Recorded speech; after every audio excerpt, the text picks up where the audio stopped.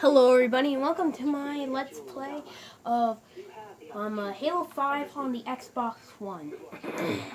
Now, I usually use another profile, but because I haven't exactly 100% started the game, like I haven't beat it, I decided that it would be good to just use Quantum G.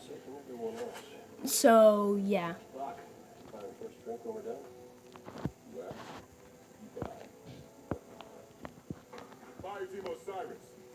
The light is green. Now, because I'm pretty sure all of you have already seen it, I'm just going to, yeah. Though, if you do want to see that cutscene, then you can either A, watch other walkthroughs of the game, or you can watch the cutscene, like the opening cutscene. They did like an entire thing. Let's move. Dale, you can hear on comm. Affirmative. Buck, Tanaka, full security. On it.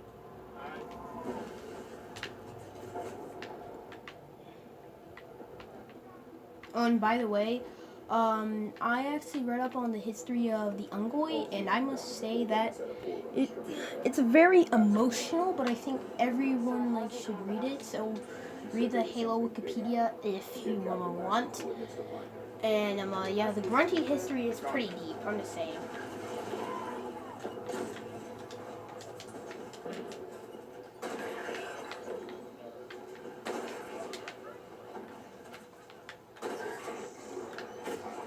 I just love doing assassinations. Possibly one of the coolest things about Halo 5.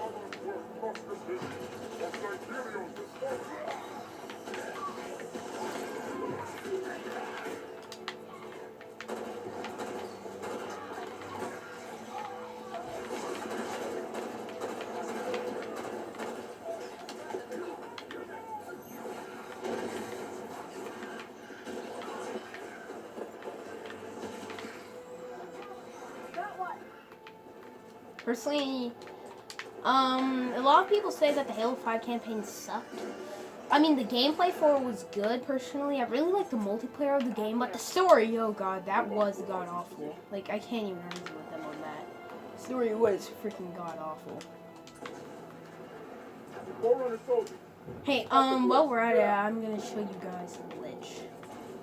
They sort of just freeze until you get to there, because then that's sort of like a trigger point, as you can see. So once you get onto that one platform, Soldier just teleported through that ice wall. it just becomes...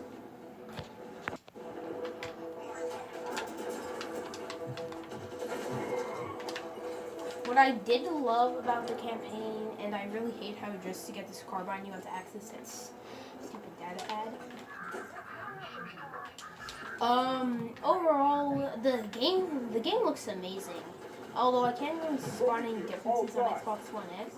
No, either that's just how good the game looks, or that's just how man the Xbox One X changes, how much the Xbox One X changes.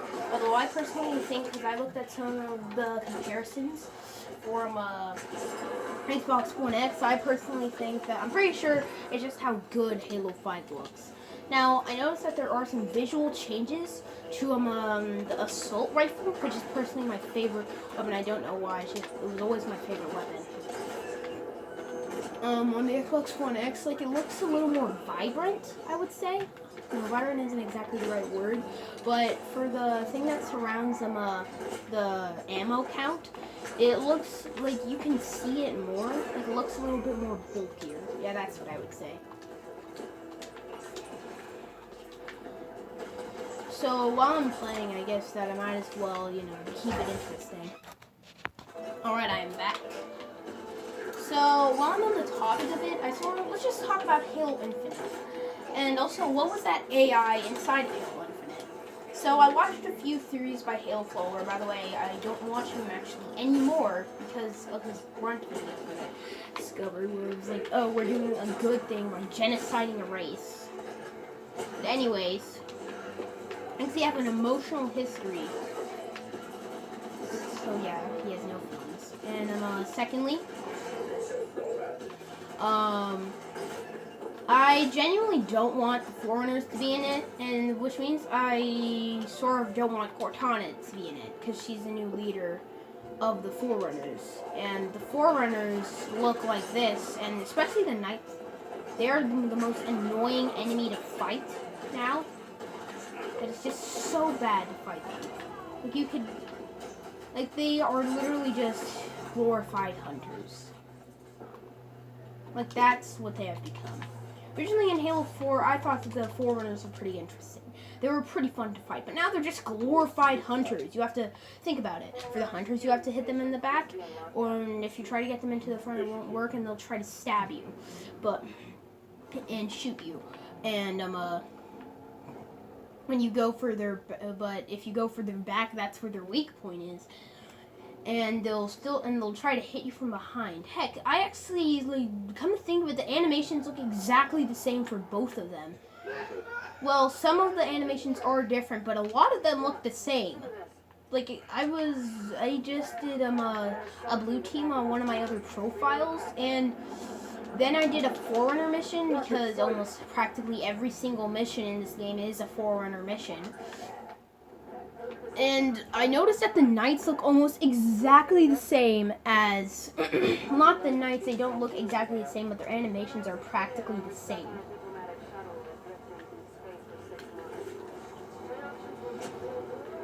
So anyways, back onto the topic, Halo Infinite. I don't know why people, I mean, sure the art style is back, but still, it's just Halo, and plus they're saying something like, we're planning on keeping this playstyle for future Halo games. That means that sure, it might look the same, which is a huge step back, which is a huge step forward. So yeah, it could look like just the same as the classic Halos, but it would still play like Halo 5. Now that was some past information. I'm pretty sure that was before they released it. like they revealed Halo Infinite, but it's still possible. Although if they are doing classic Halo style, here's one thing I want. I wanna know, you could say like, oh, you're just mad because you're bad at the game. But the original Halos, I want them to keep clamber and sprinting. Now, don't get me wrong. Clamber and sprinting is, a lot of people hate it, and in a way I hate it. But rather, I want it to be like Halo Reach, where they were abilities. Well, except for clamber, that should just be anything. I don't want there to just be an ability where I can just grab onto things. First off, that would just be really stupid, honestly. And in a way, once you think about it, what are they gonna say for if they degrade the Spartans technically? Like, you know, making sure they can't sprint or grab onto things anymore. Like, oh yeah, because of something, they suck now. Now, I'm not saying that the original Spartans suck, and hold on. Alright. So, one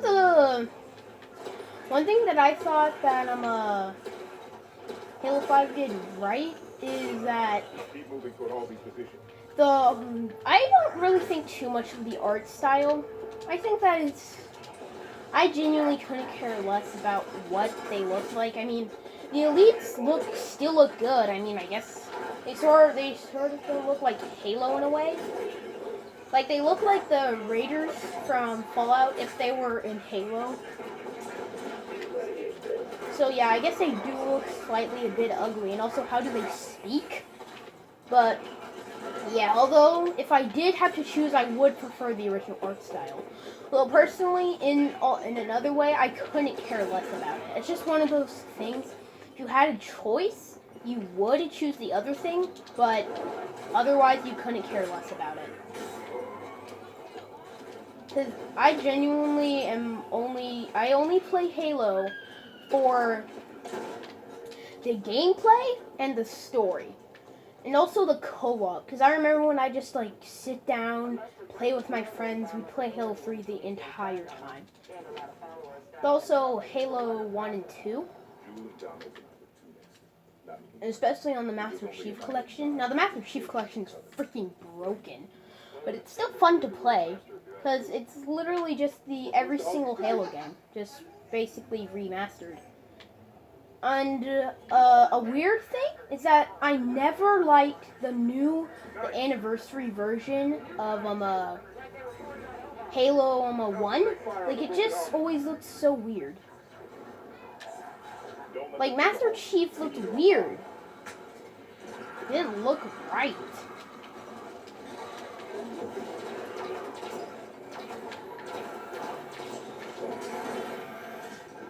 By the way, once you get their like orbs down, they're like very easy to assassinate because they do that stupid war thing where they like sway their body from side to side. So it makes it just very easy to kill. By the way, throughout my entire playthrough, I'm planning on to make it a little more challenging. I'm going to make it to where that I will kill no grunts whatsoever. And you monster, you just kill everyone. Your team is your weapon. Commanded your team of Spartans in Fire Team Osiris. Right now, those guys are done.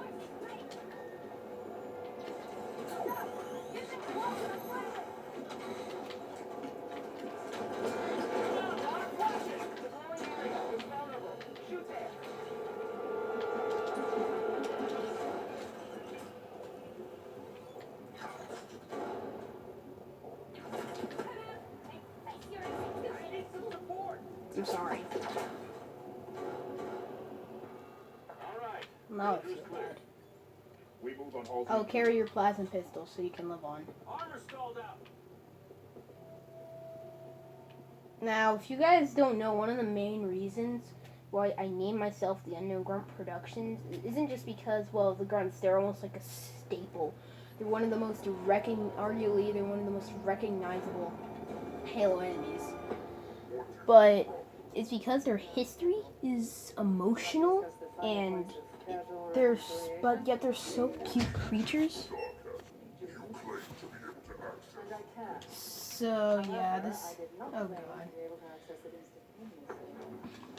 I genuinely couldn't care about this cutscene. It's not action at all. It's just Spartans being Spartans.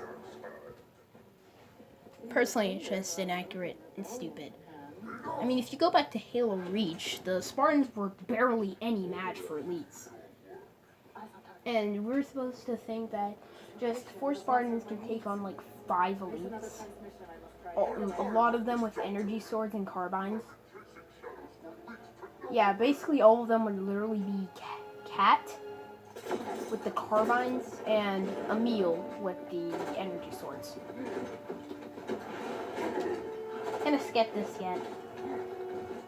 And I just dislike this cutscene because it so undermines the elites. Like, I never, the elites are bad guys. They enslaved grunts and they sort of just, forced everything they had done. But once you think about them, in a way, now hear me out, the UNSC are the bad guys. Think about it. In a way. Think about it. They kidnap children when they are young. And Oni, the things that create the Spartans and UNSC works with, they also kidnap elites and torture them. And Jul 'Mdama is only getting revenge, and we're supposed to believe that he's the bad guy. No, you want to know what would have been interesting? The blue team are definitely the good guys here. What would have been interesting for Halo 5 is maybe they try to take down the people that are behind this, and they try to stop how much Oni hates elites. That would be interesting.